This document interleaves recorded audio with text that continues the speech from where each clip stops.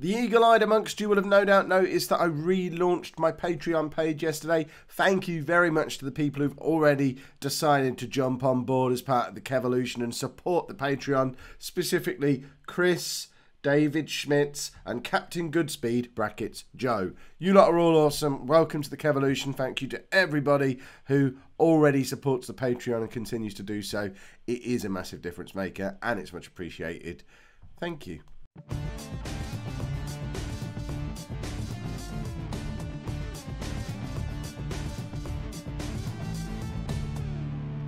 Hello and welcome to Season 16, Episode 4 of Non-League to Legend. I'm Kev and coming up on today's episode, we're away against Man City and then at home against Arsenal. So, you know, just the easy episode then.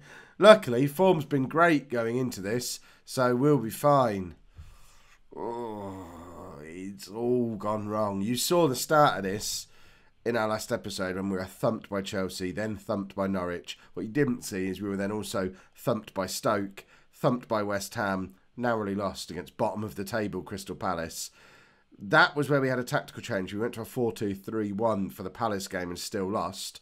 Went back to the 4-3-1-2 for Watford. And I guess the fact that we'd done a couple of tactical changes showed we'd been trying. And we managed to win that game. Then we narrowly lost against Leicester and lost to a last-minute equaliser against Southampton. So we're back with our normal system. And form has improved in the 3 games since we went back to it, although the Palace game wasn't a disaster. Those 4 games when we were playing the 4-3-1-2 before were an absolute disaster. And for the first time in a long, long time in this save, we have a negative goal difference. We're sat there on -3. We're 11th in the table after 16 games, which is fine. If we finish 11th in the table, we'll be over the moon. And making a comeback for the first time in a long time, we have the all-important Kev ratio.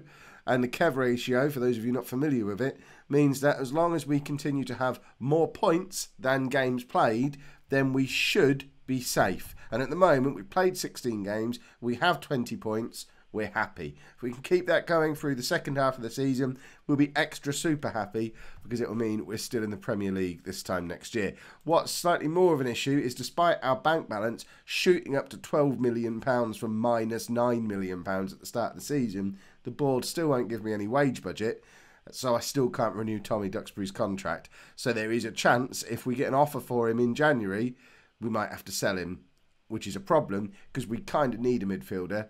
We can't sell one of the only 2 good ones that we've got. But enough about transfer speculation. There'll be more of that in the next video because that will be just at the end of the transfer window. For now, we have to try and get some points out of Man City and or Arsenal. We've already beaten Arsenal once this season. We're obviously not going to do it again. To be fair, I'm expecting to lose both of these games. So if we manage to come out of this episode with 1 point, I'll be very, very happy. This is the team that we're going to be playing for today's game. Yes, we're going away from home against a team much better than we are and attacking with this system that you'd already proven not to really work in the Premier League. But hear me out, because this exact system with pretty much these players beat Man City in the FA Cup last year. We also beat Arsenal using this system with these players on the first day of the season. So in theory, within the last year, we've beaten both of the teams we're playing today with the system we're using today and the players we're using today. So that's why I'm not changing. It's not just because I'm stubborn, clueless, out of ideas and all the stuff the media seem to be saying about me. So in goal, we have Kevin Thompson, a back 4 of Williams, Gabrielli, Powell and Brassas. Duxbury, Abadi and Anicic are in midfield with Apoku in behind Foot and Todd. Lee Hartley played a Premier League game, by the way. Forgot to tell you when we did the 4-3-1-2, he was on the left-hand side of the... No, sorry, the 4-2-3-1, he was on the left-hand side of that. You will see him play in the Premier League, though, before the end of the season. He was wholly unspectacular in the game that he played. So, let's go to Manchester City. I mean, if we can grab a point, we'll be very happy. Jordan Todd is in excellent goal-scoring form. We are 10-1. Gilbert's not playing because he's just coming back from an injury. There you go, he is on the bench. Ed Quine is also recovering from an injury as well. So we're slowly starting to reassemble our midfield, although it's still not close to being a Premier League midfield. So in the unlikely event that the board decide to throw a load of money at us in January, once we've secured Tommy Duxbury's contract, our one and only priority is trying to sign at least another midfield player. Because as much as I like the idea of switching to a 4-2-3-1, and it did kind of work in the Palace game, we still lost, but we looked quite good doing it. They are bottom of the league, though.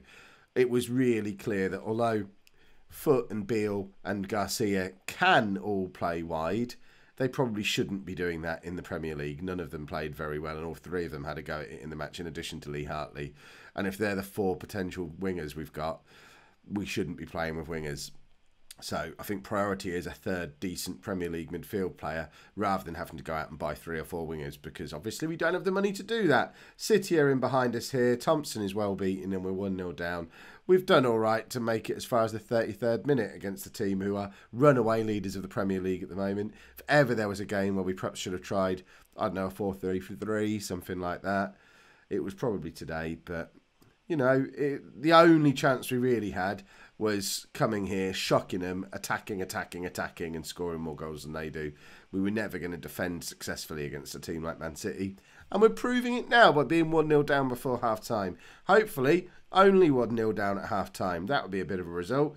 We've managed to deflect a free kick away. We have nobody forward, though, which is completely unlike us. Williams wins the ball back, though, and Foot with the chance to break. Can't find our player, though. And don't know about you lot, I'm finding it hard to distinguish between the two players. I'm going to blame defeat today on that. The fact that I can't really pick out the white against the blue. Why we're not just wearing our normal blue, which would be much easier to distinguish against their light blue, I don't know. We're 2-0 down now, though. But who can blame Kevin Thompson when he can't tell which players are on his team? Goodness me, he should have done better with that, though, shouldn't he? Any ideas for what we're supposed to do now? Because they're about to go 3-0 up. Powell manages to clear. But again, it just bounces off Foot as if he's not there. He may as well not be in the team, because he's got no ability at holding the ball up whatsoever. He was only ever a poacher, a finisher, and he just seems to have lost the ability to do that in the Premier League. It says on his assistant manager report that he doesn't like big games, and I guess in the Premier League, every game's a big game. He's just scared every week, and because of that, the one thing he's good at, he's not doing anymore.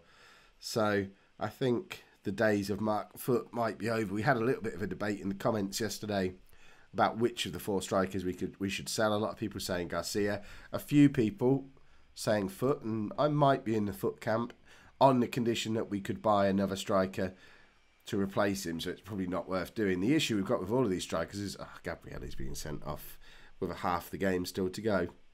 We're going to lose 8-0 today. But the issue of selling one of the strikers is, yeah, it's great that they're all worth £10 million plus, but none of them have got any clubs interested in them. So we're not going to get £10 million for them. We'll get 500,000 for them when we offer them out and offer them out and offer them out. And then what's the point? Right, we're just going to try not to concede too many goals now. We are starting to think a little bit more about goal difference. We'll go down to standard. I mean, it's too little too late. It's not going to make the difference that we need at this point. They're going to score a 4th now, and they're just going to run rampant on us throughout this entire second half. We're on -6 goal difference now. It's certainly not the worst in the division by a long way, saved by the fact that we score so many goals. But too many games like this, and we're going to be down in the minus double figures ranks of the relegation teams. I mean, of the teams that are just hovering outside the relegation zone, which we are one of, we're one of the worst goal differences, and we're just lucky that QPR, West Brom and Palace look so useless, and they're so far adrift at the bottom of the league. But we've already lost to 2 of them, I think. This year we've certainly lost to Palace. I feel like we've lost to QPR as well. If we keep losing against those teams, we're going to get sucked into that relegation battle sooner rather than later. We are very much... Jordan Todd's at it again. We're very much riding on our good start to the season at the moment, and we just have to hope that start to the season was good enough to give us the cushion we need to ride through to the end of the year. But if we keep on losing, I don't know, 8 games out of 10 like we have in the last 10 games, then we're going down, because that's not going to give us enough points to stay up. That's how the league structure works. Bring Quine on. There's no point bringing Gilbert on in a game like this. He's recovering from injury. We're not going to get back into this game. We're going to bring Gilbert on now because Apoku's injured. There we go then. Last 20 minutes. Gilbert just recovers and Apoku picks up a knock. So it seems like we're destined to only have one attacking midfielder. It's like the game's trying to force me to give Lee Hartley a game. which we might have to do against Arsenal if Gilbert's still not fit and Opoku's properly injured. Hartley's going to start. Yes, Gabriele will be back soon. And now we've got to play 4th place Arsenal after being absolutely thumped. This isn't looking good. More changes than I probably would have liked to make, but we're forced into them by the injury to Opoku, who's out for the season. His leg exploded or something, so he's out for 4 to 5 months. Gabriele's obviously suspended as well. We've dropped Williams. Yeah, Tanner's come in for Williams at left back. Kuka's come in for Gabriele at centre back. Talak comes in for Brassas at right back. We've brought Hunt into the centre of midfield at the expense of Abadi. Gilbert comes in for the injured Opoku.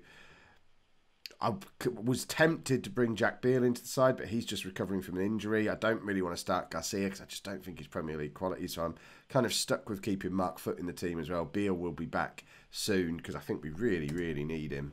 We certainly need to get Foot out of the team somehow.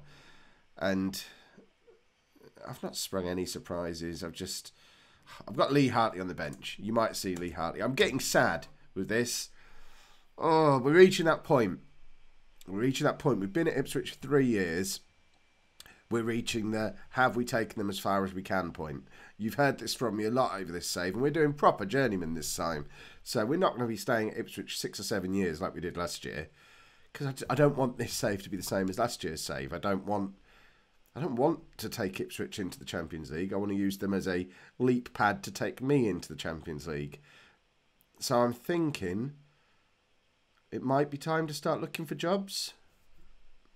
Or do we have to show that we can keep a team in a top flight division first? I know we did it in Scotland, but we failed in France. Perhaps we need a season, keep Ipswich in the Premier League, and then look in the summer. Or do we look now? Because we're afraid we might get relegated. And we don't want another relegation on the books. I'm interested to know your thoughts down in the comments on the best way to approach it. Also, we all know what happened at Plymouth. I basically applied for one job and got sacked for it. So I know we've spent a lot of time applying for jobs while at other clubs in the past.